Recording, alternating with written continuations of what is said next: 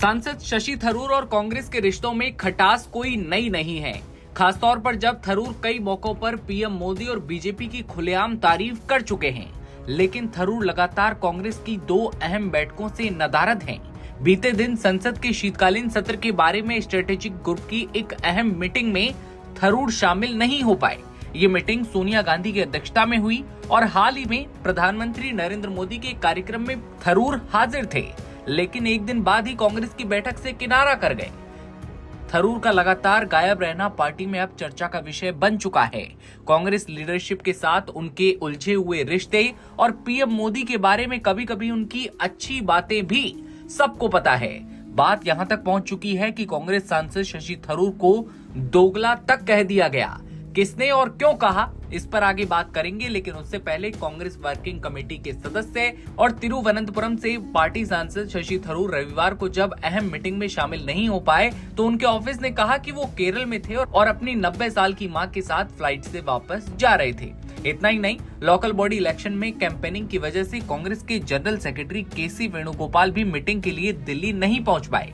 इससे पहले शशि थरूर भी खराब सेहत का हवाला देकर एसआईआर के मुद्दे पर कांग्रेस की ओर से जो मीटिंग बुलाई गई थी वहां से गायब थे। हालांकि एक दिन पहले पीएम मोदी के इवेंट में उनके शामिल होने पर सवाल उठे कि एक तरफ वो बीजेपी के इवेंट्स में शामिल हो रहे हैं और दूसरी ओर अपनी ही कांग्रेस पार्टी से गायब हैं। दिलचस्प बात यह है कि प्रधानमंत्री नरेंद्र मोदी की तारीफ वाले पोस्ट पहले भी थरूर के इंस्टाग्राम पर आ चुके थे।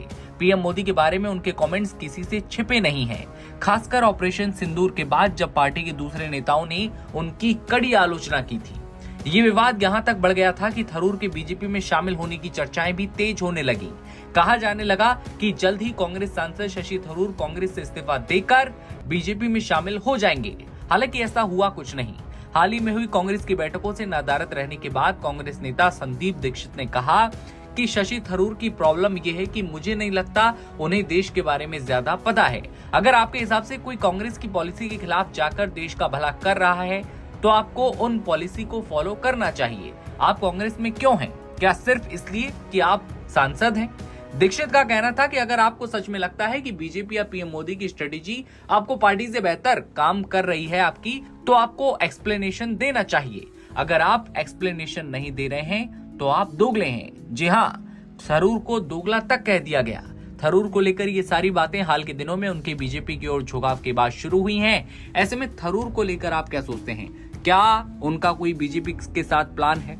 क्या थरूर कभी इस तस्वीर में दिखाई देंगे कि वो बीजेपी ज्वाइन कर रहे हैं? आपकी क्या राय कमेंट सेक्शन में बताइए और देखते रहिए नवभारत टाइम्स।